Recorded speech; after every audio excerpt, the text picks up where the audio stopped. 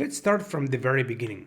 What is Docker? Whenever you install or use Docker, you are not using just a single component. As you can see right here, Docker is composed of many different parts, and these are used depending on what you are doing when you are using Docker. In a nutshell, you have basically two different trees that you are going to execute. One is for managing the images and the Docker files. In this way, you are defining the different steps of the Docker file, creating the images, building the images using both the Docker files and the build context. And in the other hand, you have this section right here that is used every time you interact with Docker containers, every time you run a Docker image in order to create and run a new Docker container. Whenever you start using Docker, you are going to start by using a Docker file, and you're going to put instructions in that Docker file, so then you can build a Docker image using that specific Docker file. You will be working locally with your Docker file until you finish doing that, and at some point you are going to execute Docker build. At that point, when you execute Docker build, you will be interacting with the Docker CLI tool, that is this one. This interface is used to execute Docker commands like docker build, docker run, or any other command that you might be running. And as you can see, this Docker CLI interacts with the Docker API. The Docker API is basically a REST API that acts as a bridge between the CLI tool and Docker Desktop, between these two clients, and the Docker daemon, the dockerd. This is the core service that manages container, images, networks, volumes, everything that you are interacting with every time you use Docker.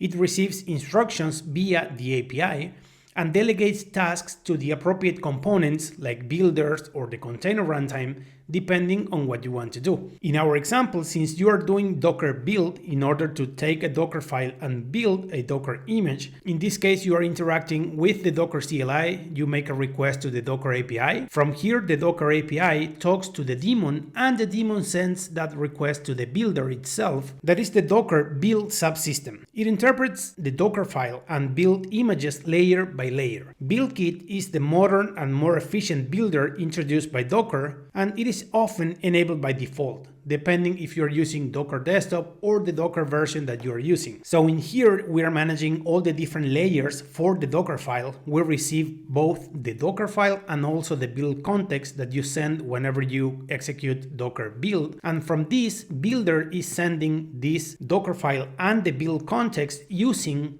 the BuildKit workers that are the executors that perform each build step, such as run, copy, and cmd. They interact with the file system and generate all the different layers for the final image. So as you can see, the build workers are interacting with the Linux kernel, and finally the Linux kernel itself is interacting with the operating system. So in here you have your operating system, whatever system you are using right now, Windows, Linux, Mac, or whatever you're using. And as you can see, in this case, we have a Linux kernel.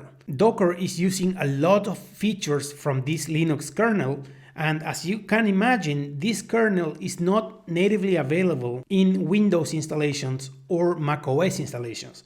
So in this case, Docker is installing a Linux virtual machine in order to have a Linux kernel to provide all these different features from here. This kernel provides all the core functionality for the containers and for building the different images based on the operating system that you are using. It is using the namespaces for isolating the containers, it is using cgroups to control resources, and also OverlayFS or UnionFS that is managing the different layers for the file system. So as you can see, whenever you run Docker build, what you are doing is from the Docker CLI interacting with the Docker API. From here, the API knows that you want to build an image, so it goes to the builder or BuildKit depending on what version of Docker you have. From here, it is using all the workers, and these workers are interacting with the Linux kernel and finally with the operating system, so you can build the Docker image. At the end of this process, you have a fully functional Docker image. Now, whenever you want to run a Docker image, so you want to use a Docker image to create a new container and run the container,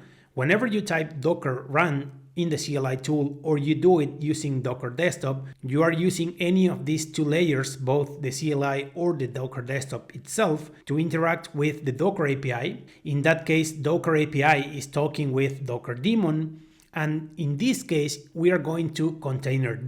This containerd is a runtime used by Docker to manage the container lifecycle operations like start, stop, pause, or any other action that you might execute against a given container, and it abstracts many low-level container functions for you to use. Once we call containerd, Docker is using runc, that is the low-level runtime that actually starts containers. It creates the Linux namespaces and cgroups to isolate the container process, so you can see that containerd uses runc under the hood. But runc is the one using the namespaces, the cgroups, and OverlayFS from the Linux kernel. Depending on the operating system that you have, it will be using the Linux virtual machine that Docker installs in Windows and macOS systems, or it will be interacting directly with the Linux kernel if you are on a Linux environment. So as you can see, Docker is a whole environment composed of many different parts that are executed depending on what you want to do.